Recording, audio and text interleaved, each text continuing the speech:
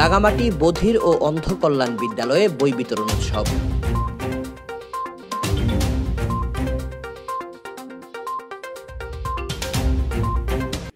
রাঙামাটি বধির, বাক, শ্রবণ ও অন্ধ কল্যাণ বিদ্যালয়ে বই বিতরণ উৎসব 2025 অনুষ্ঠিত হয়েছে। বুধবার সকালে আসামবস্তির রাম ঠাকুর আশ্রম সংলগ্ন বিদ্যালয়ে আয়োজিত বই বিতরণ উৎসবে প্রধান অতিথি ছিলেন অতিরিক্ত জেলা প্রশাসক শিক্ষা ও আইসিটি নাসরিন সুলতানা।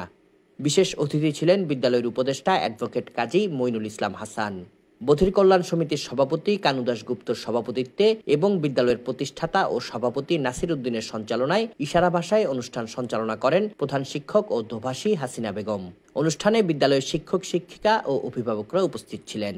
প্রধান অতিথির বক্তব্যে নাসরিন সুলতানা বলেন, সমাজের বিশেষ নাগরিকদের ভবিষ্যৎ গড়তে নিরলসভাবে কাজ করে যাচ্ছে রাঙামাটি বধির, বাক, শ্রবণ ও অন্ধ কল্যাণ বিদ্যালয়।